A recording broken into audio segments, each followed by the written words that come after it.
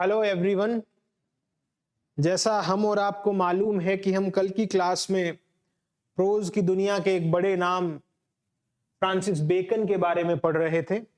हमने जाना था कि बेकन का लिटरेचर में क्या कंट्रीब्यूशन रहा, बेकन ने कैसे रेनेसां पीरियड में प्रोज की एक नई विधा है लिटरेचर की, उसको साथ लेके आ रहे हैं, मॉन्टेन से सीख रहे हैं, फ्रांस में डिप्लोमेट थे। हमने ये भी जाना था कि उनकी जो राइटिंग स्टाइल है वो किस तरीके की है, उसमें एफोरिज्म भी देखने को मिलता है। उसके अंदर अपन को ये भी पता चल रहा है कि रेटोरिकल क्वेश्चंस बहुत सारे देखने को मिल रहे हैं उनके लेखनी या उनके एसेज में। वो डायडेक्टिक भी बहुत हैं। वो अपने एसेज के बारे में, उनके 3 जो पीरियड्स थे उनके बारे में भी अपन ने चर्चा करी थी। तो आज हम ऑफ ट्रूथ का एक एनालिसिस करने वाले हैं। ये जो ऐसे है उसको, उसकी हर एक लाइन को थोड़ा सा समझने वाले हैं कि उसमें क्या क्या बातें करी गई है। तो हमारे साथ आज हमारे पास फ्रांसिस बेकन का ऐसे है ऑफ ट्रूथ, और इस ऑफ ट्रूथ में हम सबसे पहले जो समझने वाली चीज है उसको देखते हैं। वो ये है कि बेकन जो यहां बात करते नजर आएंगे वो ऐसा नहीं है कि दुनिया के किसी बाकी फिलोसोफर्स ने करी नहीं है या किसी सोसाइटी में ऐसी बातें हुई नहीं है। हमारे पास हिंदी और उर्दू में बहुत सारे ऐसे पोएट, फिलोसोफर, थिंकर रहे हैं जैसा बेकन कह रहे हैं वैसी बातें उन्होंने भी करी है। जैसे फॉर एग्जाम्पल कबीर कहते हैं अपने दोहों में कि सांच बराबर तप नहीं, झूठ बराबर पाप, जाके हृदय सच ताके हृदय आप। जहां सच है वहां एक तरह से सोसाइटी की बेहतरी के लिए काम किया जाता है, जो लोग सच को अपनाते हैं। ऐसी ही बात उर्दू में फैज भी करते हैं। वो भी ये कहते हैं कि किसी एक अपने मजमून में उन्होंने कहा है कि जब इंसान सच और झूठ को मिलाने लगता है तो इंसान एक दूसरे के लिए गाफिल बन जाते हैं, बेपरवाह बन जाते हैं। तो वैसी सी बात ही बेकन करते नजर आ रहे हैं यहां। अब इस ऐसे को समझते हैं थोड़ा। ऑफ ट्रूथ के अंदर अपन देखते हैं ये एक लैटिन सिस्टम के आधार पर लिखी गई चीजें हैं। लैटिन में ऑफ की जगह जो प्रेपोजिशन काम में ली जाती है वो डी ली जाती है। और जो जब बेकन लिख रहे थे, मैंने जैसे कल बात करी थी कि बेकन की मदर लैटिन की बहुत बड़ी स्कॉलर थी, और उन्हीं से कहीं ना कहीं प्रभावित होकर बेकन ने भी खुद बहुत ज्यादा लैटिन को पढ़ा था।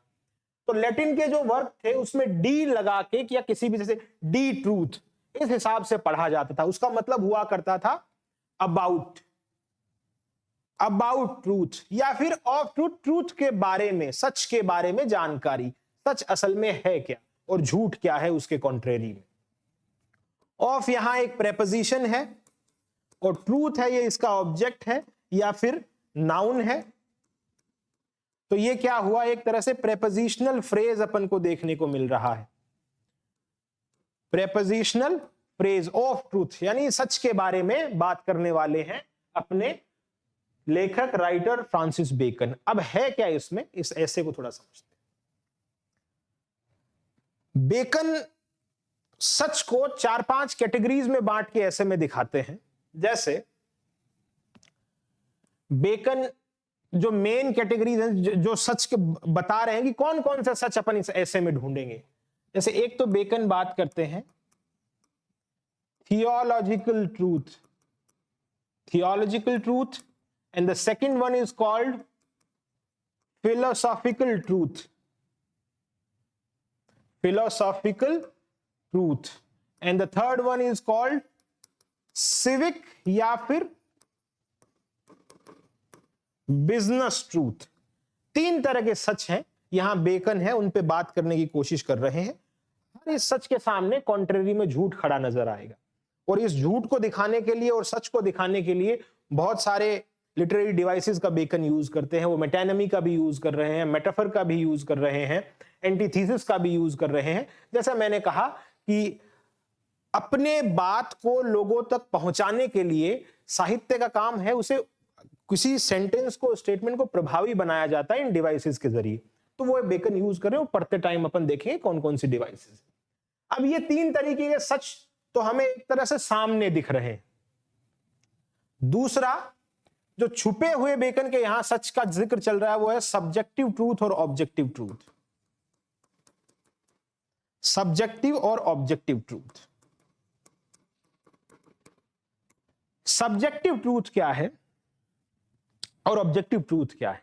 सब्जेक्टिव ट्रूथ सच मेरे लिए अकेले के लिए क्या है, या फिर मेरा जो कुनबा, मेरा समाज, मेरा देश, मेरा जाति, धर्म, ये सब लोग मिलके किसी और सच को क्या बता रहे हैं, वो सब बातें सब्जेक्टिव और ऑब्जेक्टिव ट्रूथ में।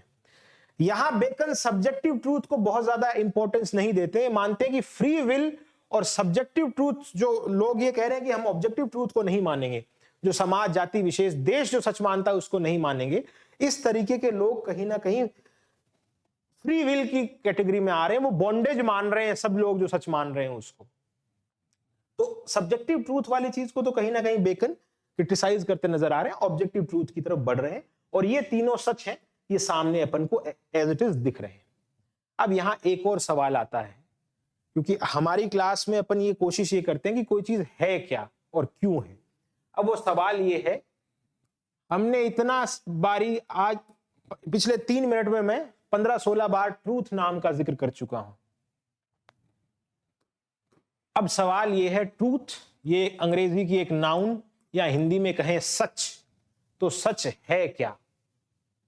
सच आखिर किस किस चीज को अपन सच मान सकते हैं? सच, ये सारी कैटेगरी सच की ही के अंदर आ रही है। सच ऐसी एक रियलिटी जिसका कोई बेस है, जो कोई इल्यूजन पैदा नहीं कर रही, जो बहका नहीं रही, एक ऑनेस्टी, एक ऐसा एक रियलिटी जो समाज में कहीं ना कहीं स्थापित करी गई है। ये परंपराओं ने करी हो, परंपराएं जरूरी नहीं हो हमेशा ही सच हो, आगे जाके वो टूट भी सकती हैं, उनका फिर नया सच बन सकता है। तो सीधी सी बात, हम जहां रह रहे हैं वहां कुछ एस्टेब्लिश्ड नॉर्म्स बनाए गए हैं, उनमें कुछ यथार्थ है और वो रियलिटी ही हमारा सच है। ये इस 19-20 इस ऐसे से ये बात समझ में आ रही है, पढ़ते वक्त भी और आएगी और देखते हैं। तो इतने सारे इन सच के ऊपर बेकन चर्चा करते ही इस ऐसे में नजर आए। आगे अब हमारा ये ऐसे है, ये शुरू हो रहा है। अब इसको अपन थोड़ा पढ़ने की कोशिश करते हैं। हो सकता है आप जिस वक्त जहां जिस टाइम स्पेस में इसे देख रहे हो, आपके नेट की हिसाब से या कोई स्पीड की हिसाब से ये क्लियरिटी ना नजर आए आपको, जो मेरी स्क्रीन पे जो मैंने ऐसे लेके आया हूं, तो आप इस ऐसे को कैरी करना अपने साथ में, और कोशिश ये करना कि वर्ड व्यू एडिशन से ही इस ऐसे को आप पढ़ें।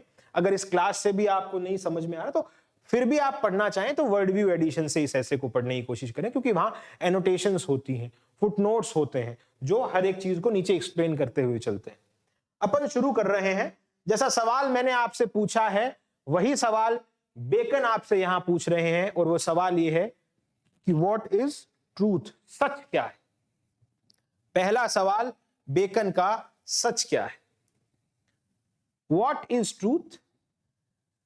अब बेकन एक पढ़े लिखे और बहुत स्कॉलर आदमी की एक पहचान हुआ करती है, वो कभी भी रैंडम बात नहीं करेगा, वो अपना जो भी उसका आर्गुमेंट होगा उसे एस्टेब्लिश करेगा। बेकन अगला ही इस सवाल को एस्टेब्लिश करने के लिए बाइबल की तरफ जा रहे हैं, गॉस्पल की तरफ जा रहे हैं, और गॉस्पल में वहां से एक एल्यूजन उठा रहे हैं। वो क्या है उसको देखते हैं। बेकन बात करते हैं, what is truth? Said jesting Pilate and would not stay for an answer. अब वो ये सच का जवाब भी दे सकते थे, सीधा सीधा बता सकते कि सच क्या है, मगर ये बेकन की लेखन की शैली है। इसमें क्या है, बेकन एक एल्यूजन लेके आ रहे हैं। वो एल्यूजन क्या है? सबसे पहली बात, एल्यूजन क्या है? देखिए, जब आप अपनी बात को स्थापित करते हैं, अपने आर्ग्यूमेंट को, तब किसी दूसरे स्कॉलर या दूसरे विद्वान के रेफरेंस को वहां अपने साथ में रखते हैं। तो किसी दूसरी टेक्स्ट का अपनी टेक्स्ट में समावेश करके कोई रेफरेंस पॉइंट, आपका कोई आर्गुमेंट है, उसे एस्टेब्लिश कर रहे हो, एल्यूजन की कैटेगरी में। वो एक संदर्भ स्थापित कर रहा है कि यहां से चीज ली है और यहां मेरी बात को मैं एस्टेब्लिश कर रहा हूं। अब ये एल्यूजन कहां से लिया गया? देखिए, बाइबल को अपन दो तरीके से देखते हैं। एक तो अपन देखते हैं ओल्ड टेस्टामेंट, एक है new testament. New testament, old testament जो ज्यू यहूदी लोगों का जो ग्रंथ था वो भी ओल्ड टेस्टामेंट था। फिर जब यहूदियों से निकल के क्रिश्चियनिटी आ रही है तब वो न्यू टेस्टामेंट में जीसस क्राइस्ट ने जो उपदेश दिए वो न्यू टेस्टामेंट में थे। तो ये न्यू टेस्टामेंट क्या है? ये जो Jesus Christ son of God इनके जो भी बातें कही थी वो न्यू टेस्टामेंट में। अब कुछ एक पैगंबर मान लें, कुछ एक लेखक मान लें, वो ऐसे हुए जिन्होंने इस न्यू टेस्टामेंट की बातों को आगे बढ़ाया, जिसे गॉस्पल कहते हैं अपन, गॉस्पल। और इस गॉस्पल को, इसका अंग्रेजी अनुवाद है गुड न्यूज। तो बहुत सारे जो न्यू टेस्टामेंट में 4 तरह के 4 गॉस्पल्स हैं और 4 उसके लेखक लिखने वाले रहे या जो सेंट रहे। तो उन 4 सेंट में एक का नाम है जॉन। तो जॉन है, जॉन के टेस्टामेंट से, जॉन के गॉस्पल से ये बात उठाई हुई है। कौन सी? Said jesting Pilate and would not stay for answer. अब पहली बात तो ये जेस्टिंग पिलात, ये पिलात थे कौन?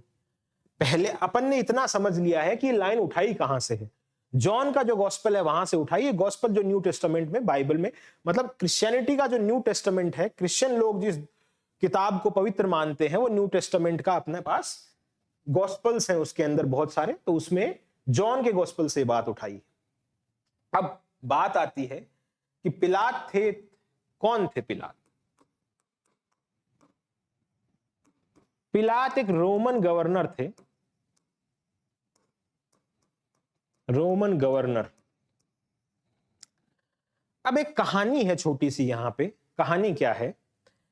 जब यहूदी धर्म में जो जुडाइज्म है उसमें सुधार की जरूरत थी, जुडाइज्म में, ज्यूज के धर्म में, तो जीसस क्राइस्ट खुद ज्यू थे।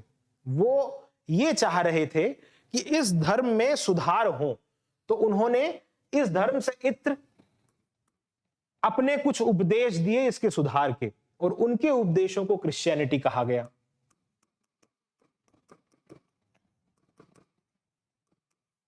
मगर होता ऐसा है, आम जीवन में भी देखते हैं, धर्म के साथ भी ऐसा ही है और हिस्ट्री में ऐसा ही है। वो क्या है? जब भी कोई बड़ा बदलाव होता है, जब भी किसी चीज में बहुत ही रेवोल्यूशनरी चेंजेस या आमूल-चूल परिवर्तन लाए जाते हैं, तब समस्या ये आती है कि उसका विद्रोह होता है। तो यहां भी जब जुडाइज्म में सुधार के लिए जीसस क्राइस्ट कोशिश कर रहे थे तो उसका विद्रोह हुआ, और उस विद्रोह का जीसस क्राइस्ट को पिनलाइज किया जाता है। और जब उनको पिनलाइज किया जा रहा है तो इस रोमन गवर्नर के सामने जो ज्यू लोग हैं वो जीसस को लेके आते हैं कि ये इंसान पागल हो चुका है, ये बहुत अजीब सी बातें कर रहा है, हमारे धर्म के खिलाफ बोल रहा है, इस पे ब्लेस्फेमी के चार्ज लगने चाहिए। तो रोमन गवर्नर क्या करते हैं कि इसे माफ किया जाए या इसे पिनलाइज किया जाए। तो वो पूछते हैं व्हाट इज ट्रूथ। अब उस सच का जवाब जाने बगैर ही जेस्टिंग पिलात है वहां से निकल जाते हैं, चले जाते हैं, और सच का जवाब नहीं सुनते। तो बेकन कहना इतना चाह रहे हैं कि साहब सच है वो कड़वा होता है, आप उसको टॉलरेट नहीं कर पाओगे। ये पिलात ने भी यही किया था, वो क्राइस्ट को पिनलाइज करे बगैर क्रूसीफाई होने से बचा सकता था, मगर पिलात ने ऐसा नहीं किया। अब यहां एक इस पिलात के सामने लिखा है जेस्टिंग। क्या ये नाम है? जेस्टिंग का यहां मतलब क्या है? ये एक पार्टिसिपल है, adjective participle, adjective participle. Adjective participle से मतलब क्या बना? मजाक करने वाला पिलात, मजाक करने वाला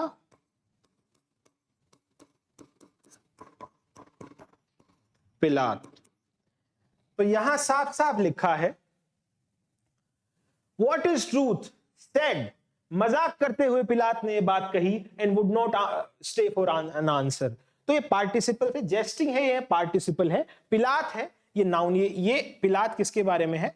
जो इंसान था, गवर्नर था, उसका नाम है, और जेस्टिंग यहां एक पार्टिसिपल है, एडजेक्टिव पार्टिसिपल। तो मजाक करते हुए पिलात ने यह बात पूछी और सच के लिए रुका भी नहीं। अब आगे क्या बात हो रही है?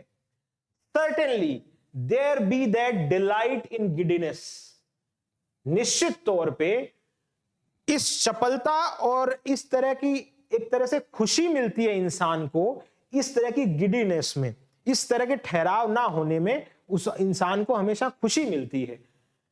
And count it a bondage to fix a belief affecting free will in thinking as well as in acting. यहां इस पूरी लाइन में बेकन क्या कह रहे हैं कि साहब अगर सच है वो कड़वा है, उसे सीधा सुनने के लिए आदमी क्या मानता है कि मैं इस चीज सच को पे विश्वास क्यों करूं? वो इसे क्या समझता है कि एक तो मेरी फ्री विल इससे अफेक्ट होगी, फ्री विल अफेक्ट होगी, और count it a bondage to fix a belief, और कहीं ना कहीं इंसान इसे बॉन्डेज मानता है किसी भी एक पर्टिकुलर सच या किसी एक बात पे विश्वास करना। वैसा ही पिलात के साथ था, बिना सच सुने ही बाहर निकल गए।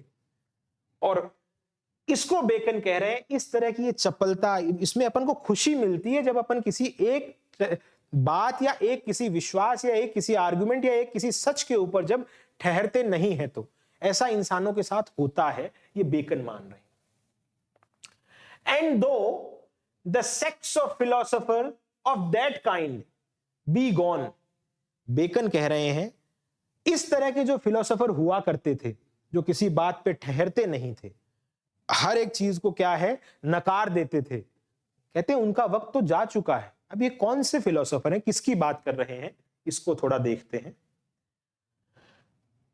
बेकन यहां इस ऐसे में स्केप्टिक्स की बात कर रहे हैं। स्केप्टिक्स क्या है?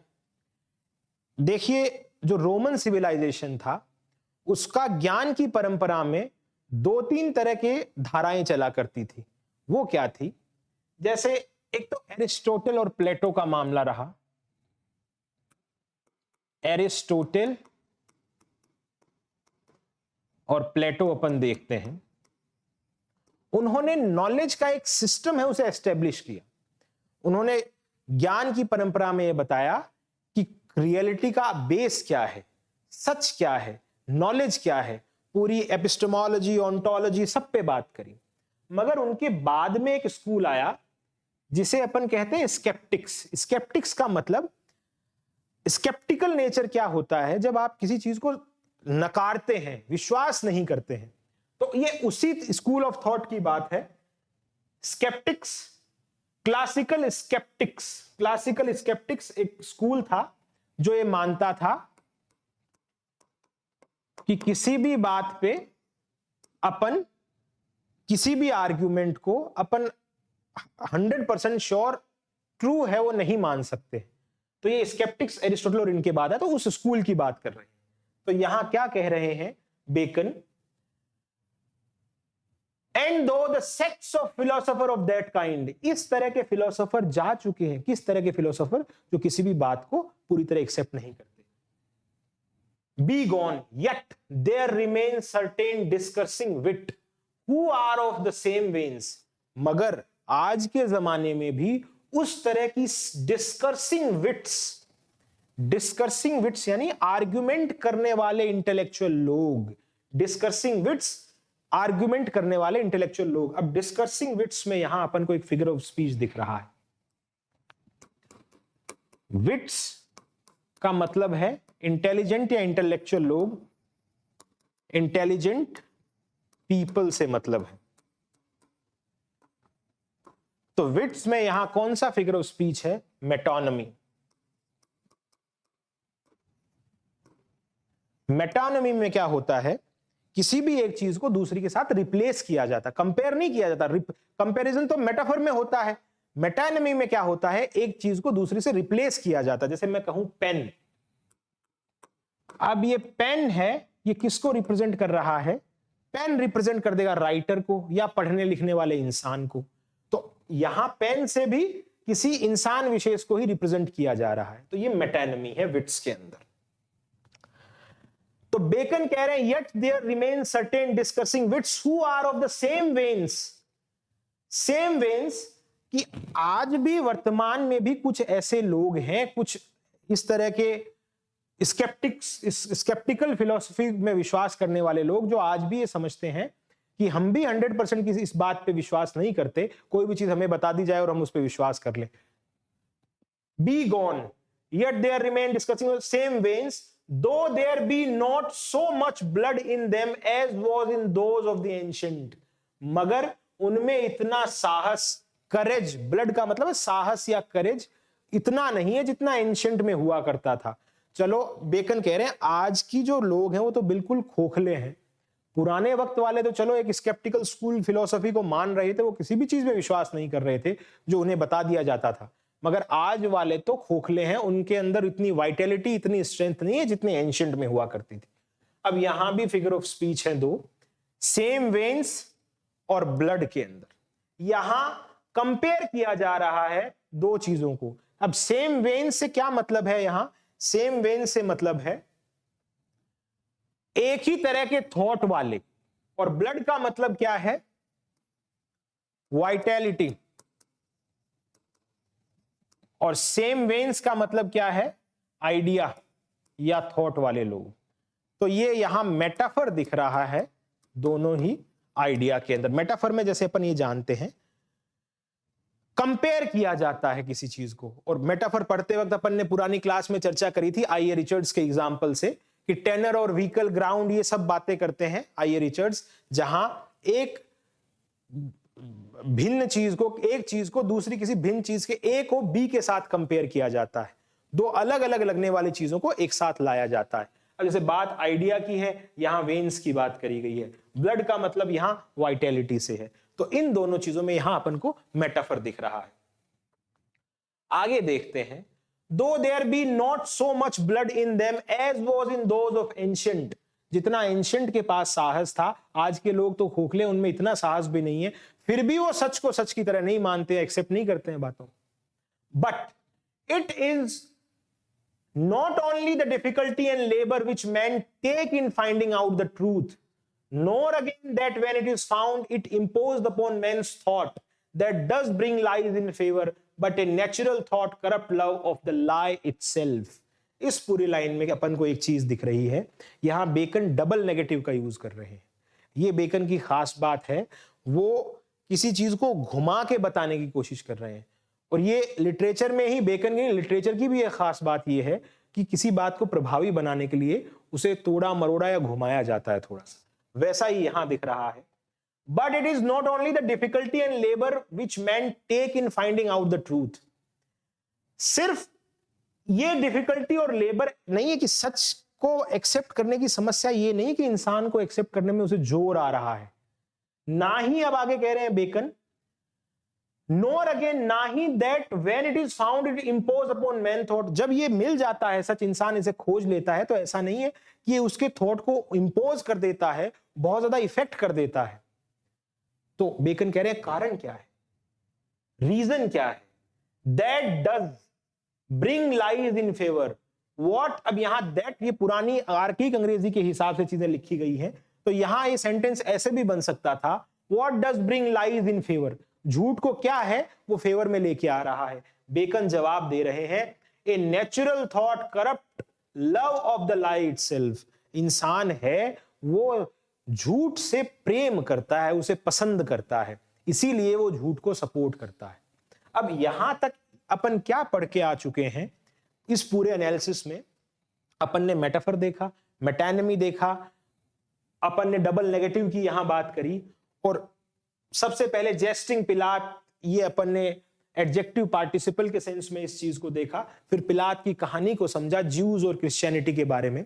तो यहां बेकन सीधी सी बात ये करते शुरू हुए थे कि लोग सच को जानना चाहते ही नहीं, सीधे दौड़ जाते हैं, भाग जाते हैं। अब बेकन कहते हैं कि दो तरह के लोग हैं, एक लोग तो ऐसे हैं जो स्केप्टिकल फिलॉसफी में विश्वास करते थे एंशिएंट, चलो उनकी बात मान ले, वो एक उनके पास कोई एक बेस था, आधार था। आज के इंसान हैं वो तो सच को मानते नहीं है, उनमें इतनी वाइटलिटी और करेज नहीं है जितना एंशिएंट वाला था। तो फिर कहते हैं समस्या क्या है, लोग क्यों भाग रहे हैं सच से?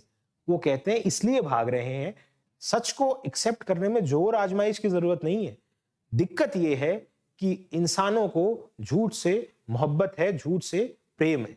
एक बात तो ये है, यहां इतना अपन पढ़ के आ चुके हैं, आगे देखते हैं। वन ऑफ द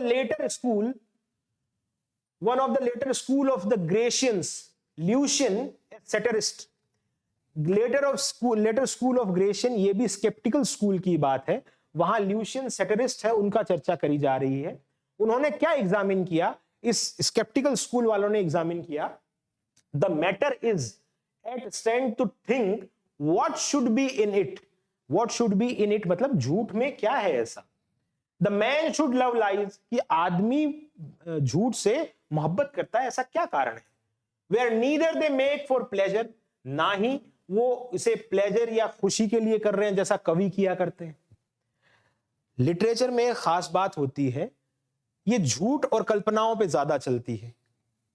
चाहे भले ही इसमें रियलिज्म का मामला भी अपन लिटरेचर में, यथार्थवाद भी दिखे, मगर यथार्थवाद में भी जितना अपन सच मानते हैं वो है नहीं, क्योंकि लिटरेचर कल्पनाओं पे चलती है। फॉर एग्जाम्पल अपन कालिदास का अभिज्ञान शाकुंतलम पढ़ते हैं, वो अपनी प्रेमिका की इस हद तक तारीफ कर रहे हैं, पढ़ने वाले को ये मालूम है कि इस तरह का कोई हो नहीं सकता, मगर हम उस पर विश्वास कर रहे हैं क्योंकि हमें प्लेजर दे रही है।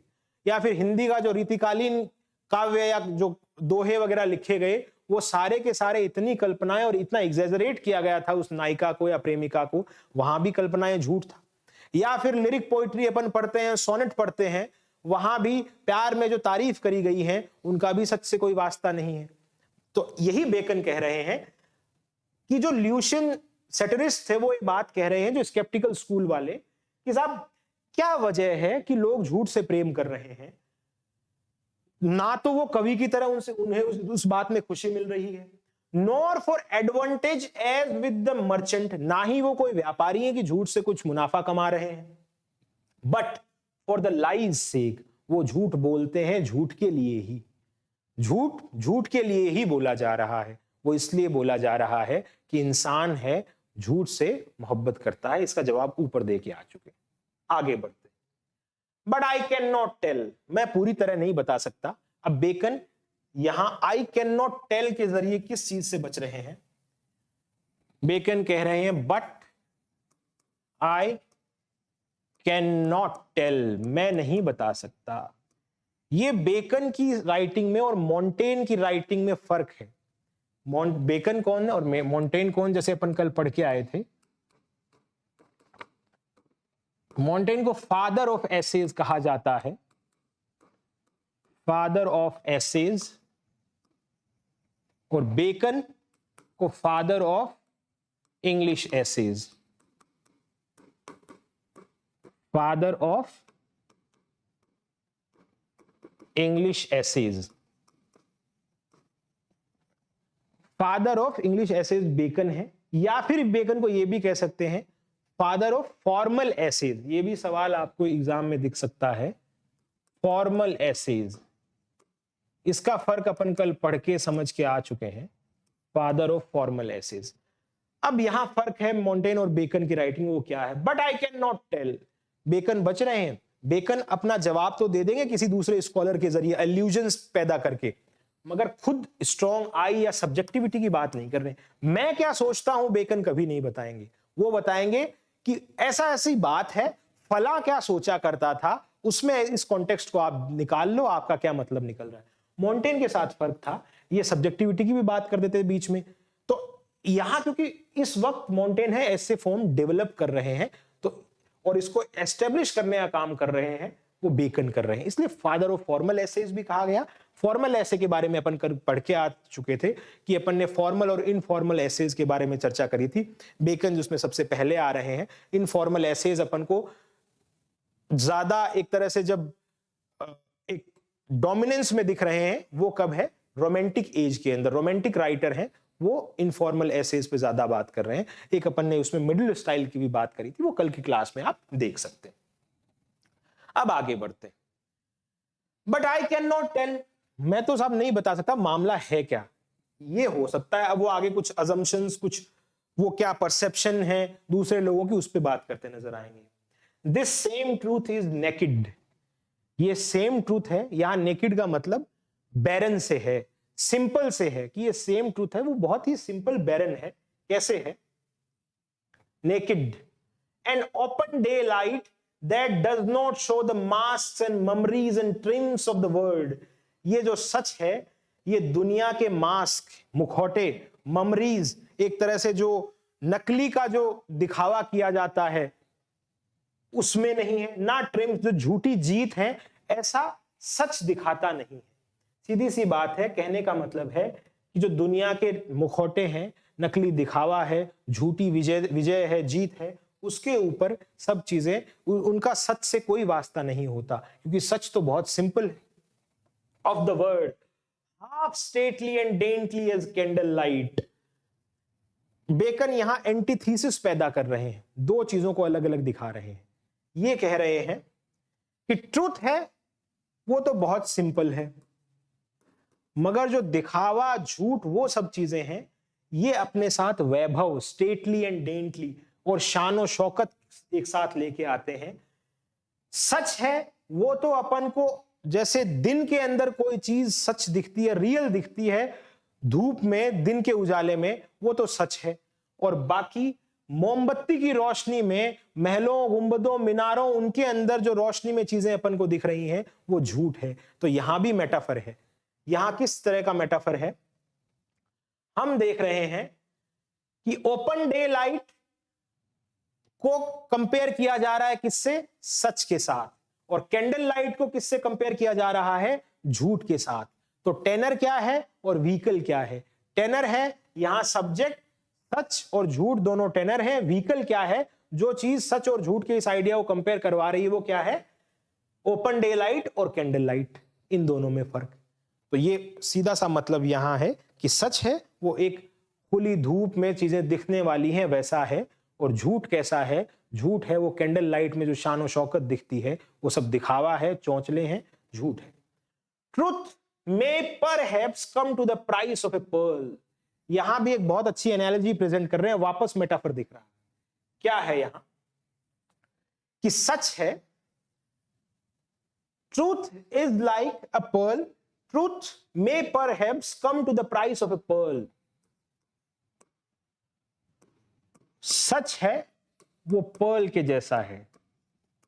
Truth is, Bacon is comparing truth with pearl, and now he says that shot best by day, but it will not rise to the price of diamond or carbuncle to show best in varied lights.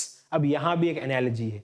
सच है वो तो Perl है, और diamond वो झूठ है। वो क्या है? False nature of human beings. False nature, या सीधा कहें लाए है। कैसे है फॉल्स नेचर या लाए? कैसे है? यहां बेकन कह रहे हैं, हम जब देखते हैं पर्ल एक्चुअल में है क्या? मोती हमें समंदर की सीपियों में मिलते हैं, ओएसिस में मिल रहे हैं अपन को मोती, ओएस्टर में मिल रहे हैं, सॉरी, ओएस्टर में अपन को मोती मिल रहे हैं सीपियों में बंद। डायमंड क्या है?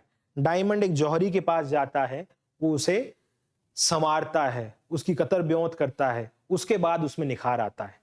पर्ल है वो दिन के उजाले में भी बेहतर चमकता है, और डायमंड है वो उसे लाइटों में सजा के तिजोरियों में बाहर रखते हैं, लाइटें प्रकाश पड़ता है तो उसकी रोशनी ज्यादा खिलती है। तो एक तो नेचुरल है पर्ल, और ये डायमंड है, ये आर्टिफिशियल है। यहां भी इन दोनों के अंदर मेटाफर है, मेटाफर या रूपक है। वो कैसे है? सच को मोती से कंपेयर किया गया है, और डायमंड को लाई, डिसीट या फॉल्स ह्यूमन नेचर है उससे कंपेयर किया गया। Price of a pearl that show best by day but it will not rise to the price of diamond and carbuncle. ये भी एक तरह का जवाहरात ही है, डायमंड के कैटेगरी में, रत्न जिसे बोलते हैं। That show best in varied light, a mixture of light does ever add pleasure. झूठ के साथ थोड़ी सी मिलावट है, सच के साथ झूठ की मिलावट है, वो लोगों को पसंद आती है। वो क्यों पसंद आती है? जैसे अपन ने पहले लिटरेचर की बात करी, अगर हर चीज ही सच है, हर चीज ही यथार्थ है, हर चीज ही लॉजिकल है, हर चीज ही एक्सेप्टेड है समाज में, फिर जीने का मजा क्या है? झूठ है वो आटे में जो नमक मिलाया जाता है, जो रोटी का स्वाद है, वैसा ही सच के साथ झूठ का स्वाद है। तो बेकन इस चीज पे भी फोकस कर रहे हैं। अब ये बता रहे हैं कि सच झूठ को मिलाया क्यों जाता है सच के साथ, कारण क्या है इसका। तो बेकन कहते हैं, does any man doubt that, ये यहां रेटोरिक क्वेश्चन है। रेटोरिक क्वेश्चन क्या, जिसका जवाब आपको मालूम है, भाषा को प्रभावी बनाने के लिए पूछा जा रहा है। जैसे ये पूछा जाए कि कल अपन ने बात करी थी एग्जाम्पल में, क्या आसमान नीला है। अब आसमान तो नीला है, उसको अगले को पूछने वाले को पता है जवाब हाँ आएगा, मगर फिर भी वो उसे जोर देने के लिए अपने स्टेटमेंट पे बात कर रहा है। तो रेटोरिकल क्वेश्चन है, does any man doubt that if there were taken out of man's mind vain opinion, flattering hopes or false valuation, imaginations and the like, but it would leave the minds of number of men poor shrunken things full of melancholy, indisposition and unpleasing themselves। यहां question mark है, ये rhetoric question यहां खत्म हो रहा है। Question क्या था, ये पूछ रहे हैं कि अगर इंसान के दिमाग से इन सब चीजों को सच के साथ अगर वो झूठ नहीं मिलाया जाए तो क्या होगा। क्या आपको इस चीज में डाउट है कि अगर ये इंसान के दिमाग से ये चीजें हटा दी जाएं, क्या वेन ओपिनियन, खोखले विचार, फ्लैटरिंग होप्स, बहुत ही नकली उम्मीदें, और फॉल्स वैल्यूएशन और गलत खराब अंदाजा, इन सब चीजों को हटा दिया जाए तो जीवन जीने का मजा क्या है। इंसान किसको हासिल होगा, मेलनकली, दुख को हासिल होगा, इनडिस्पोजिशन, बेचैनी को हासिल होगा, और अनप्लीजिंग, किसी चीज में मजा ही नहीं आएगा। क्या आप इस बात को बेकन पूछ रहे हैं, क्या ये बात गलत थोड़ी, ऐसा होगा। जवाब है हाँ, ऐसा ही होगा, क्योंकि सच का झूठ के साथ एक अपना मजा है। One of the fathers, church father in great severity, एक चर्च फादर ने बड़ी सख्ती से, कठोरता से ये कहा, कॉल्ड पोइजे वेनम डेमनम, यानी कि वाइन ऑफ द डेविल, कविता को शैतानों की शराब कहा है, एक चर्च फादर ने। अब ये कौन से चर्च फादर थे? सेंट ऑगस्टाइन ने अपने कन्फेशन लिखे थे। उन चर्च फादर का नाम है सेंट ऑगस्टाइन। सेंट ऑगस्टाइन ने अपने कन्फेशंस में कहा, कन्फेशंस, सेंट ऑगस्टाइन ने अफ्रीकन कंट्रीज में खूब काम किया था, क्रिश्चियनिटी को वहां फ्लरिश करने में इनका बड़ा कंट्रीब्यूशन था, और वहां इन्होंने अपने कन्फेशंस ऑफ सेंट ऑगस्टाइन नाम से इनकी जो वर्क था, वहां ये चर्चा करते हैं किस बात का। तो one of the fathers, church fathers in great severity, सख्ती से कहा, वाइन ऑफ द डेविल, शैतान की शराब है कविता। पोइजे का मतलब यहां पोइट्री से है। क्या कहा उन्होंने, बिकॉज, क्यों कहा ऐसा, it fill the imagination yet it but the shadow of a lie. ये कल्पनाओं की बात करती है कविता, मगर कल्पना भी क्या है, एक तरह से झूठ की परछाइयां ही हैं। ये सेंट ऑगस्टाइन का स्टेटमेंट। जैसे मैंने कहा था, बेकन खुद अपने ऊपर कुछ भी नहीं लेंगे, वो आप पे छोड़ते हैं, रीडर पे, आप अपना जजमेंट बनाइए। मैंने तो एल्यूजन्स क्रिएट कर दिए, वहां से यहां बात को उठाया है, मैंने एक बात रखी और मेरे आर्ग्यूमेंट को मैंने सेंट ऑगस्टाइन से एस्टेब्लिश कर दिया है। ये बेकन की लिखने की एक बेहतर कला है, जो आगे भी लिटरेचर में बहुत से लोगों को इन्फ्लुएंस करती है। आगे कहते हैं, but it is not the lie that pass through the mind. ये लाई नहीं है जो दिमाग में एक तरह से, but it is not the lie that passed through the mind, but the lie that sinked and settled in the doth the heart। ये कह रहे हैं doth the heart मतलब झूठ वो वाला नहीं जो आपके दिमाग में आए और निकल जाए। झूठ से समस्या उससे है जो आपके दिल और दिमाग पे घर कर ले, बैठ जाए, जो स्टेबिलिटी ले ले आपके जीवन में। ऐसा झूठ, वो झूठ सबसे खराब है। ऐसा झूठ की कोई समस्या नहीं कि जैसा आपने कोई बात स्टेटमेंट दे दी, एवं ही आपने चर्चा किया, उस चीज से आप निकल गए, मगर अगर आपकी वो जिंदगी का हिस्सा है तब समस्याएं। अब यहां भी अपन को एक फिगर ऑफ स्पीच दिख रहा है, lie that sink and settled in the dot heart. Lie जो सिंक करती है। अब झूठ कोई सिंक थोड़ी कर सकता है, ना ही सेटल कर सकता है।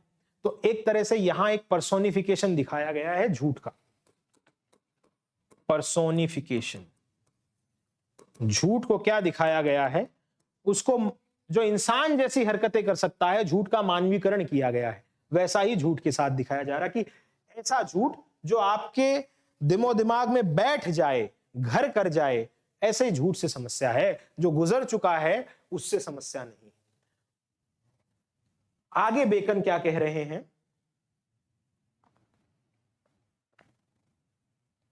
बेकन कहते हैं such as we spake before, ऐसा जैसा अपन बात कर चुके हैं, कौन से झूठ से समस्या है उसकी अपन पहले बात कर चुके हैं। आगे बढ़ते हैं Bacon, but however these things are thus in men's depraved judgment and affections, yet truth, which only does judge itself, teacheth that the inquiry of truth, which is the love making or wooing of it. Bacon कह रहे हैं सच को तलाश करना कैसा है, एक courtship के जैसा है। अगेन ये एक मेटाफोरिक स्टेटमेंट है। कोर्टशिप मतलब किसी को से रिश्ता बनाना, उसे रिश्ते के लिए मनाने जैसा है। झूठ आपको सीधा हासिल नहीं होता, उसे वू करना पड़ता है, उसे आपको कहीं ना कहीं उसे खोजना पड़ता है। जैसा एक नायक एक नायक अपनी नायिका को मनाने के लिए करता है, एक हीरो है वो हीरोइन के लिए, एक मेल है वो अपनी बिलवड को मनाने की कोशिश कर रहा है, तो वैसा ही कह रहे हैं झूठ के साथ है। तो यहां सच, यहां कोर्टशिप से कंपेयर किया गया किसको, सच को। Truth is like finding a truth is like very much similar to courtship. तो यहां ट्रूथ को किससे किया गया है कंपेयर, कोर्टशिप से। तो ये भी एक तरह से मेटाफर है, यहां ये भी ध्यान रखने वाली बात है, मेटाफर। आगे बढ़ते हैं, which is in does itself inquiry of truth, love making and wooing of it। अब देखिए इसके बाद हमें इस ऐसे में कॉलन, सेमीकॉलन, इस तरह की चीजें भी देखने को मिलती हैं। जैसे कई बार अपन देखते हैं अपनी लेखनी में, कोई भी अपन चीज पढ़ते हैं वहां अपन को सेमीकॉलन दिखता है। सेमीकॉलन का मतलब है दो क्लॉजेस का साथ साथ होना, एक बात पहले कह दी गई है, अब एक दूसरा स्टेटमेंट, दूसरा क्लॉज उसके बाद आने वाला है, उसी बात को आगे बढ़ा रहे हैं, कैरी कर रहे हैं। उसका मतलब क्या है यहां, the knowledge of truth which is the presence of it and the belief of truth which is the enjoying of it is the sovereign good of human nature. सच क्या है, कहते हैं कि नॉलेज ऑफ ट्रूथ, अगर आपको सच का ज्ञान है वो तभी है जब इसकी समाज में प्रेजेंस है, यानी कि सत्य है वो हर समाज में, हर जीवन में सच तो है। फिर आगे कह रहे हैं नॉलेज ऑफ इट, उसके बाद and the belief of truth is the enjoying of it. सच है और जब इंसान को मजा आ रहा है अपनी जिंदगी में, अपने जीवन के जो भी निर्णय हैं उसके, इसका मतलब वो सच के रास्ते पे कहीं ना कहीं, सच को मानना, सच पे बिलीव करना सच है, और सच की प्रेजेंस तो हर समाज में है। आगे बेकन क्या बात कर रहे हैं, the first creature of God in the works of the days was the light of the sense. भगवान ने जो सबसे पहले चीज को क्रिएट किया था वो लाइट ऑफ सेंस, अपनी इंद्रियों पे, अपना नर्वस सिस्टम है उसको भगवान ने सबसे पहले क्या उस पे काम किया था। उसके बाद द लाइट ऑफ रीजन, उसके बाद अपना जो दिमाग है, हमें पहले तो चीजों को छूने, सुनने, महसूस करने की क्षमता भगवान ने दी, उसके बाद भगवान ने हमें रैशनल बनाया, रीजनेबल बनाया, हमें सोचने समझने वाला बनाया। Light of reason and his Sabbath work ever since is the illumination of spirit. अब सैबथ का मतलब क्या है, सबत, हमारे 7 दिन में मंडे से लेके संडे तक, संडे का जो दिन माना जाता है वो सैबथ है, यानी कि प्रेयर का टाइम। जो कैलेंडर है अपन, जो वेस्टर्न कैलेंडर के अकॉर्डिंग हम जो चल रहे हैं, उसमें संडे का दिन छुट्टी का रखा ही सैबथ के लिए जाता है। किस लिए, ताकि इंसान उस दिन पूजा करे, प्रेयर करे, इसीलिए बाकी काम से उसे अवकाश दिया जाता है। तो ये कह रहे हैं and his Sabbath work ever since, मतलब उसकी पूजा, भगवान ने लाइट दी इंसान को, रीजन दिया, सेंस दी, और उसके बाद भी भगवान का ये प्रेयर का काम, सेबत का मतलब भगवान उसके बाद भी इंसान को इल्यूमिनेट करने की कोशिश कर रहा है, इनलाइटन करने की कोशिश करता ही जा रहा है निरंतर। First he breath light upon the face of the matter and chaos. सबसे पहले भगवान ने जिस चीज पे रोशनी डाली वो क्या था? मैटर। मैटर यानी कि हमारी फिजिकल दुनिया। कैओस, जो भी दुनिया में अराजकता फैली थी, तो भगवान ने सबसे पहले दुनिया में क्या पैदा किया? सबसे पहले दुनिया को तरतीबी में लाया, उस अराजकता से बाहर निकाला। उसके बाद then he breath light into the face of man, और उसके बाद भगवान ने इंसान को, हम क्रिएचर्स को संभालना शुरू किया। And still he breath and inspired light into the face of his chosen, और अभी भी वो इंस्पायर करते हैं, अभी भी वो ख्याल रखते हैं किसका? जिसने, भगवान ने जिन इंसानों को चुन लिया है। और किनको चुना है? जो सच के रास्ते पे। तो बेकन का ये अप्रोच ऐसा भी दिखाया जा रहा है।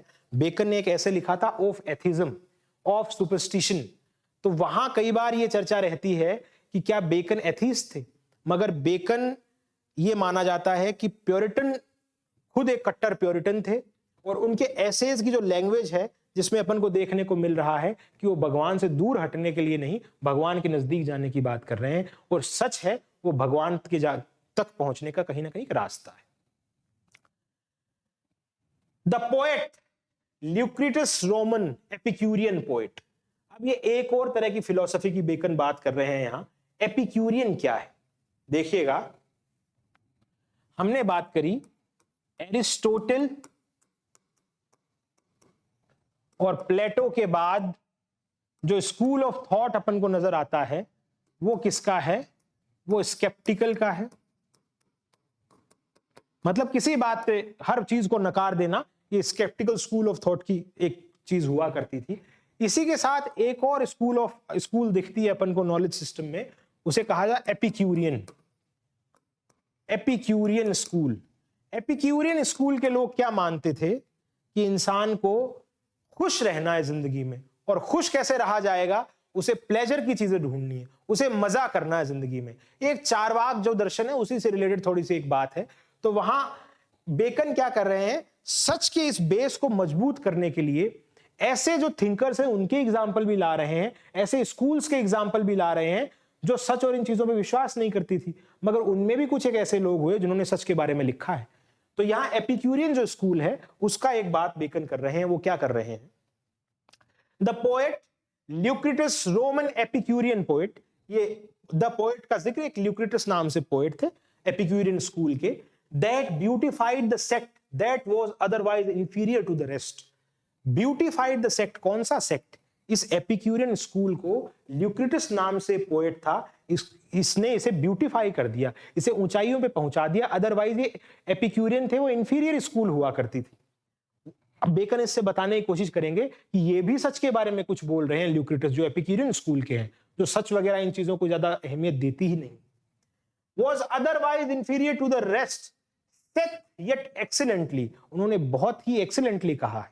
अब देखिए, सेथ, इम्पोस्ट, टीचथ, इस तरह की आर्केइक स्पेलिंग है अंग्रेजी की, पुराने वक्त में चला करती थी। लैंग्वेज मैंने कहा जैसे बोलने में आसानी हो, कठिन से सरल की तरफ बढ़ती है, तो यहां सरलता अब इन शब्दों को दे दी गई है। पहले आर्केइक फॉर्म में ऐसे ही बोला करते थे। सेथ एक्सीलेंटली, उन्होंने एक्सीलेंटली कहा। और क्या कहा, इस पे देखते हैं। उन्होंने एक्सीलेंटली ये कहा, well it is pleasure to stand upon the shore and to see ships tossed upon the sea. उन्होंने कहा ये खुशी की बात है कि समंदर के किनारे पे खड़ा रहना, और जो जहां से जो किश्तियां जा रही हैं उनको लड़खड़ाते या समंदर में डूबते हुए देखना भी एक मजे की बात है। A pleasure to stand in the window of a castle and to see a battle and the adventures thereof below.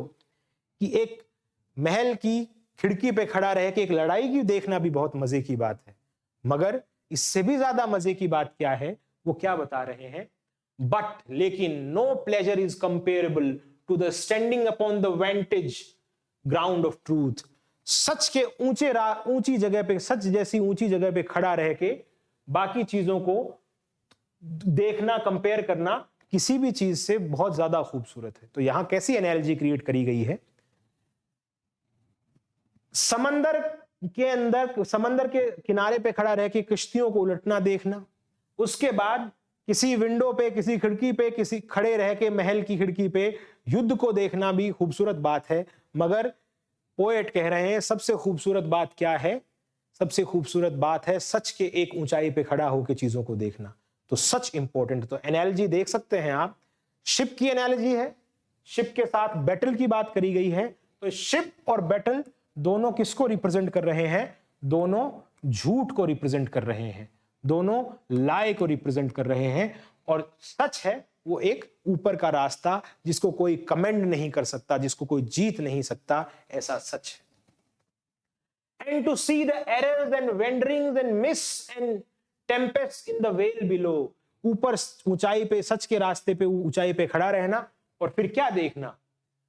Mist, धुंध देखना, टेम्पेस्ट, तूफान देखना, नीचे जहां धरातल पे, जमीन पे हो रहे हैं। तो मिस्ट अगेन कंपैरिजन है, मिस्ट और टेम्पेस्ट है। ये किससे कंपेयर किया जा रहा है? लाई से।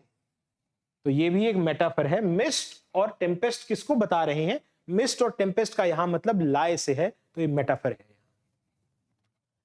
So always that this prospect be with pity and not with swelling of pride. Certainly it is heaven upon earth to have a man's mind move in charity, rest in providence and turn upon the poles of truth.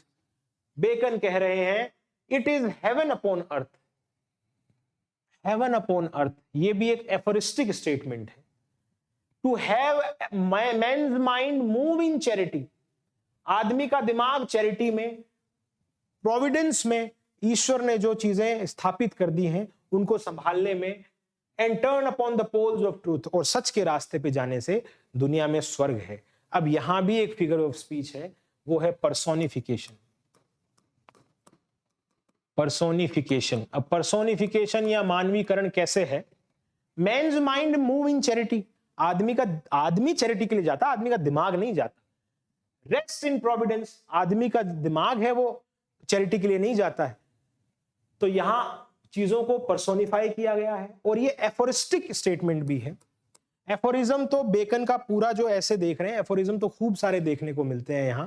Aphorism क्या है? जैसे कल अपन ने बात करी थी, aphorism को एक बार वापस थोड़ा देख लेते हैं। एफोरिज्म और बेकन है वो प्रोज एफोरिज्म के मास्टर है, क्योंकि ये जो ऐसे लिखा गया, प्रोज में लिखा गया, पोइट्री में तो लिखा नहीं गया, बाकी ऐसे भी बेकन के प्रोज में। एफोरिज्म है एक शॉर्ट स्टेटमेंट, एक कहावत नुमा बात जो है छोटी मगर उसका असर ज्यादा है। तो बेकन की आदत है वो कहावतें बनाते हैं अपने एसेज में, प्रोवर्ब के अंदर इन चीजों से प्रोवर्ब बनाने का ऐसा काम कर रहे हैं। अब ये तो बात है कि बेकन प्रोज एफोरिज्म की बात करते हैं। पोइटिक एफोरिज्म किसकी राइटिंग में मिलता है? पोइटिक एफोरिज्म, पोइटिक एफोरिज्म है अपन को Alexander pope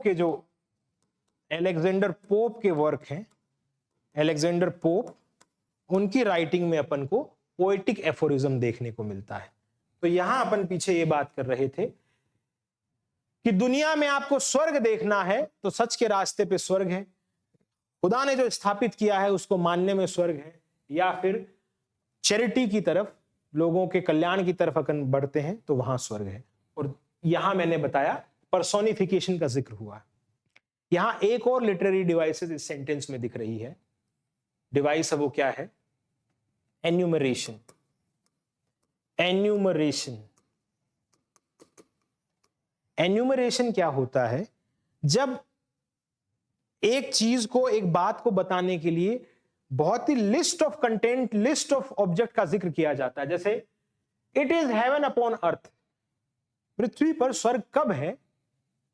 mains mind move in charity, rest in providence and turn upon poles of truth. तो एक उस बात को, स्वर्ग को बताने के लिए तीन चीजों का जिक्र एक साथ कर दिया गया है, तो इसे एन्यूमरेशन कहा जाता है। एक डिवाइस है ये भी एक तरह। आगे बढ़ते हैं। To pass from theological and philosophical truth to the truth of civil business. अब बेकन कहते हैं कि मैंने पीछे साहब दो तरह के सच की बात करी, थियोलॉजिकल धर्म से जुड़े हुए जो सत्य हैं उनके बारे में, फिलोसॉफिकल ट्रूथ, फिलोसफी या फिर जो अटकलों और स्पेकुलेशन पे चलने वाले जिस जो एक स्कूल है नॉलेज का, उसके ऊपर मैंने बात करी। अब मैं सिविल बिजनेस ट्रूथ की बात करता हूं। आदमी के जो नैतिकता है, जो समाज में रहता है, वहां सच के बारे में कुछ एक बात करने वाले हैं, उसकी नैतिकता के ऊपर बात करने वाले हैं। इट विल बी एक्नॉलेज्ड, ये माना जाएगा, even by those that practise it और not, that clear and round dealing is the honor of man's nature and the mixture of falsehood is like alloy in coin of gold and silver which may make metal work the better but invest it will be acknowledged, ये माना जाएगा, even by those that practice it or not, that clear and round dealing is the honor of man's nature, कि चीजों को घुमा के round, चीजों को नेचुरल तरीके से राउंड डीलिंग, सिंपल जो डीलिंग है चीजों की, वो करना आदमी का नेचर है। मगर प्रैक्टिस इट और not, clear round dealing is the honour of man's nature and the mixture of falsehood. अगर आदमी सिंपल नहीं है, सच के रास्ते पे नहीं है, तो कहता फॉल्सहुड कैसा है। अगेन कंपेयर किया जा रहा है, एक्सटेंडेड मेटाफर दिखाया जा रहा है, पूरा सेंटेंस में मेटाफर है, एक्सटेंडेड मेटाफर इसे कह सकते हैं।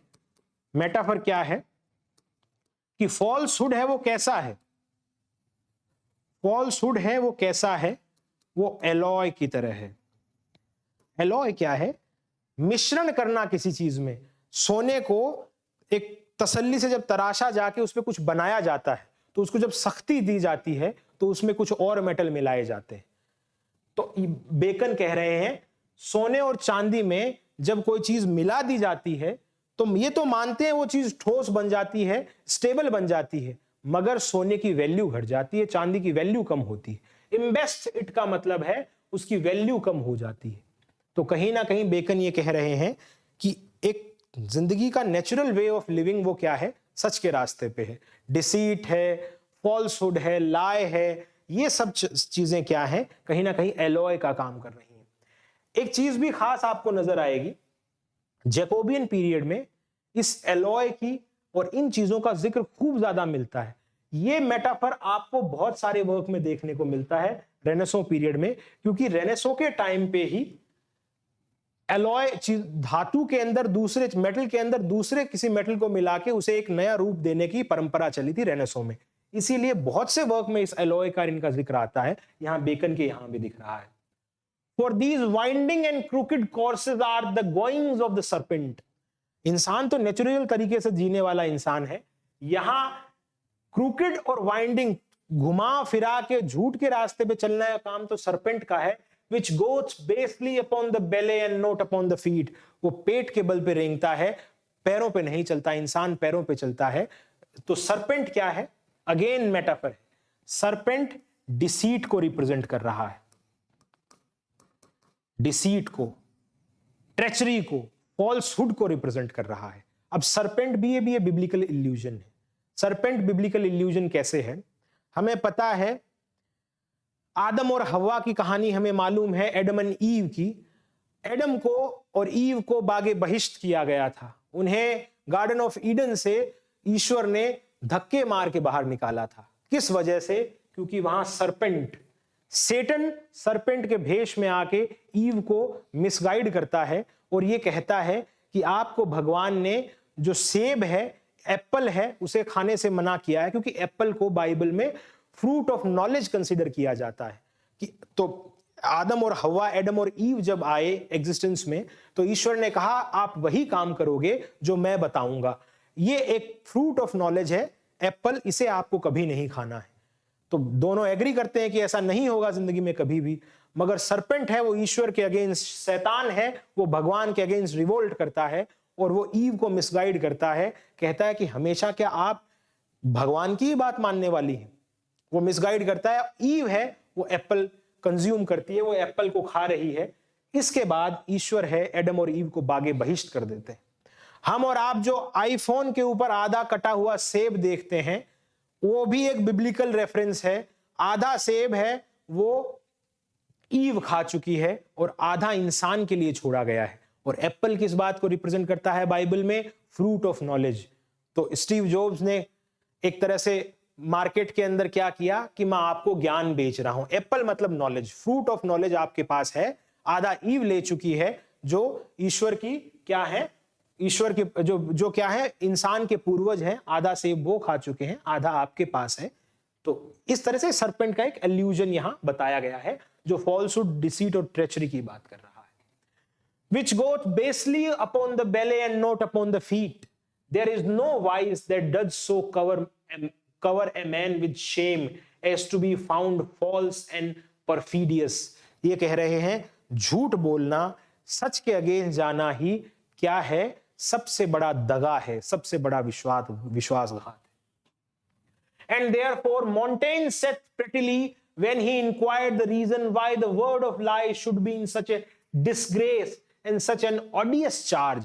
Montaigne, बेकन जहां से ऐसे की कला सीख रहे हैं, फ्रांस के एसेइस्ट जिन्हें फादर ऑफ एसेज कहा जाता है, उन्होंने एक जगह कहा है, बेकन कह रहे हैं, उनको कोट कर रहे हैं, बेकन क्या कह रहे हैं?